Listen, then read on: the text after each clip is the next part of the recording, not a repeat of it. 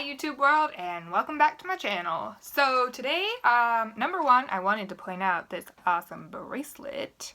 It's got a spider mold in it. And number two, I'm going to be doing a feeding video.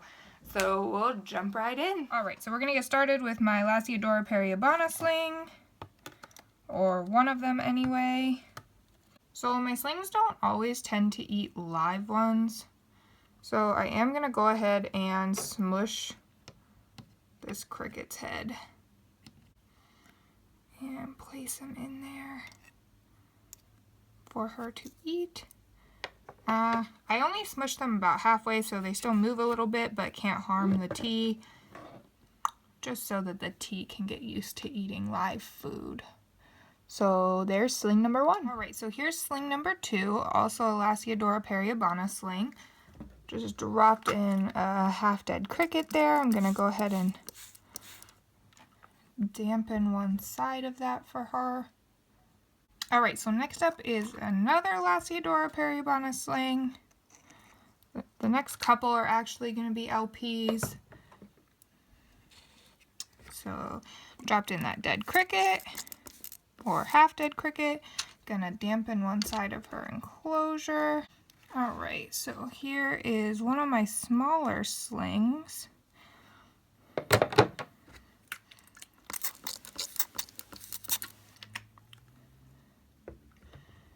She might actually grab. Oop, nope. She's gonna try and come out. Alright, another smaller sling. Again, just dropping in the cricket. Spritzing. Also wanted to point out that this tea has actually grabbed her food, and as you can see by her abdomen there, she actually flicks a lot of hairs and is probably going to be in pre-molt here pretty soon. But just wanted to show you guys that one of the larger slings actually grabbed their food. Alright, so next up, this sling actually molted, so I am not going to be dropping food in there today. But as you can see, quite a small little molt there. I'm just going to spritz down her enclosure so she has something to drink since she is freshly molted. And I'm going to go ahead and put her away. Alright, so next up we have this little E. campostratus. Ooh, that cricket is still partially alive. Alright, so we caught that little cricket there. Gonna drop that in for the sling. Gonna go ahead and spritz that. So there's my E. campostratus. Alright, so next up are my G. porteris, one of 6 slings here. Drop in that cricket. Gonna go ahead and spritz this down. As you can see, she's much smaller. So there she is. Alright, next up is another G. porteri. Gonna drop in that cricket, half dead, spritz it down again. Can get kind of boring with slings, that's why I do them first. This sling is actually in pretty heavy pre-molt, so I'm not sure that she'll eat, but I don't know if you can see that or not, but she has got a very plump abdomen and she's kind of balding. Alright, so again, another G. porteri and some pretty heavy pre-molt. Gonna drop in that cricket. There's an extra leg. Gonna go ahead and spritz this down. You can see she's kind of made herself a bit of a hideaway down there. But there is another G. porteri. Alright, so here's another G. porteri, but again, as you can see, freshly molted. I don't know if her bright pink is showing up as beautiful on camera as what it is in person, but there she is. Not going to feed her. today, maybe in a day or so. There is the small little molt. And there she is. So I also figured since I'm taking all these little molts out of their enclosures, I'd show you where I keep all the little baby tarantula molts. I keep all my sling molts in this little deli cup. This little deli cup here. Keep them all in there. All right. One of two more. Drop that in. As you can see, I already spritzed the enclosure. Right, and here is the last of the Porteri slings. Gonna go ahead and put that cricket in there.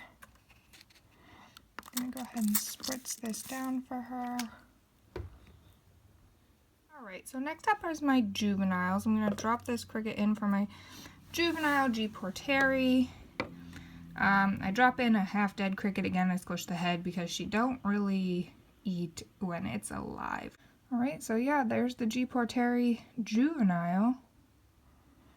I actually think she might be in pre-mold as well. Right, so next up we have my P. regalis, which you can't really see too well, but we're going to try and do a feeding here.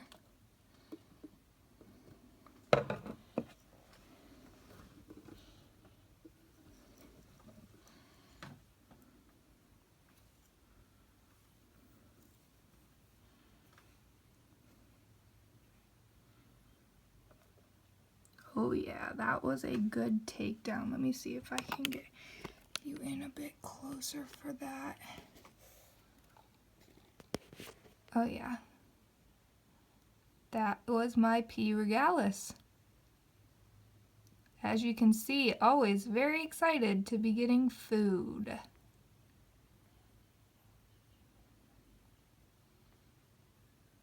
Pretty cool, pretty cool. Alright, so next up we have the Acanthoscurria geniculata. She always catches the food way before it even hits the ground. Very great eater for me. As you can see, she has great takedown every single time. Also a juvenile. Only about 2 to 2.5 inches, I would say. So there's the Acanthoscurria geniculata. Alright, so here's my A. Frankie. She doesn't really like to eat while I'm watching. She normally waits about 10 minutes after I put the cricket in there to eat, but we'll see if she'll eat on camera. Probably not. She acts more afraid of it than anything.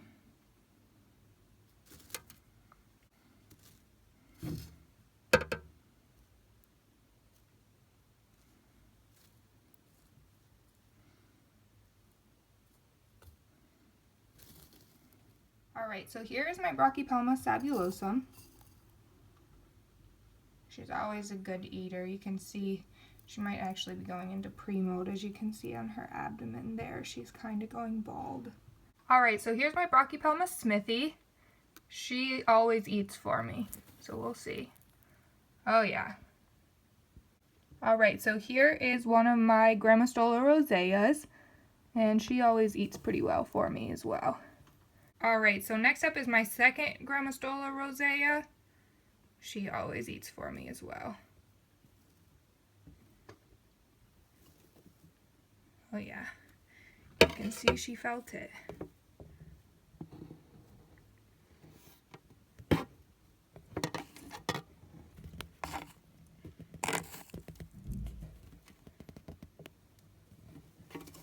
Oh yeah. One of the best takedowns. So next up is my C. darlingi.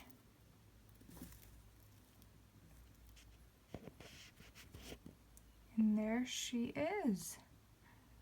Again, always does a really good takedown for me. Alright, so next up we have my orange bitey thing.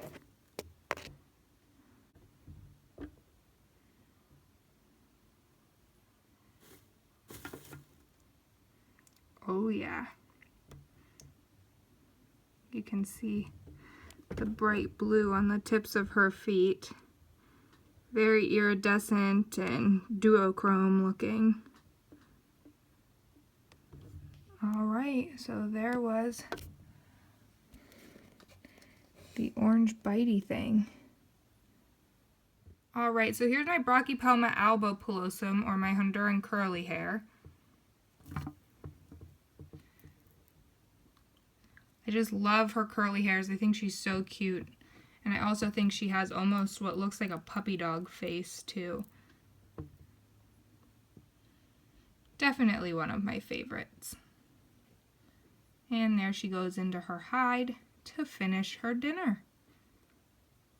Alright, so here's my avicularia, or my pink toe tarantula. The cricket is stuck in her web right here.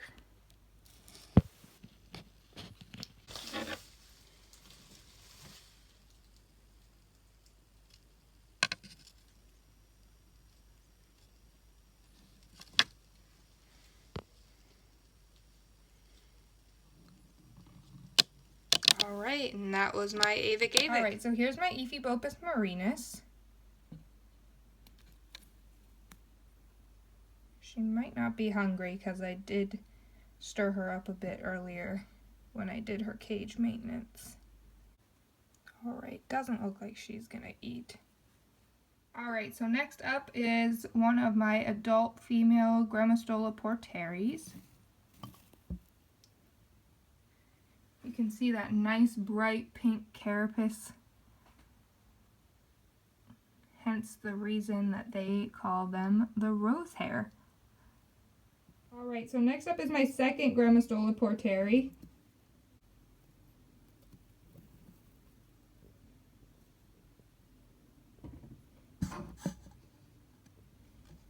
Alright, so next up is my Aphonopelma chalcodes, or the Arizona blonde.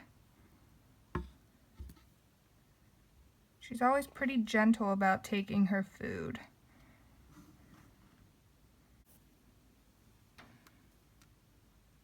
Alright, cricket is literally right under her.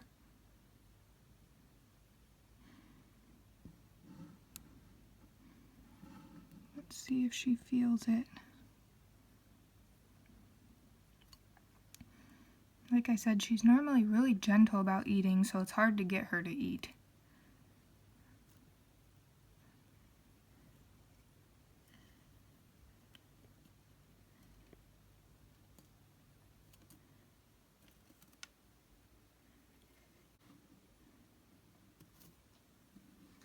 Like upside down, half dead.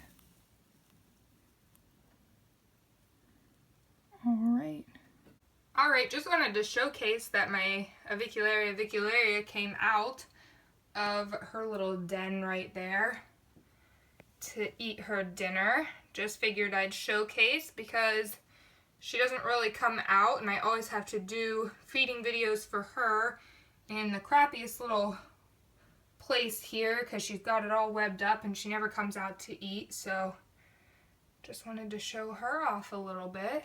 Alright, so I wanted to show you all that my lovely orange bitey thing did come out after she caught her prey. After she got her cricket, she came out, wandered around, and I managed to catch a glimpse of her for you. So there she is. Alright, so I just wanted to point out that this is what they do once they're finished eating. You can see she's cleaning up her feet and her fangs. Sorry, I'm a bit shaky, but I just thought that was pretty cool that I wanted to show you guys. Alright, so I wanted to thank everybody for watching this video. I hope you enjoyed it, and if you would like to see more feeding videos, let me know. I do feed my teas about once a week or once every 2 weeks, depending on which tea it is. I feed the smaller ones a bit more often than I do feed the larger ones. So if you would like to see more feeding videos, let me know down in the comments below. If you like this video, go ahead and give it a thumbs up and subscribe to my channel to see more content from me. So see you next time. Bye.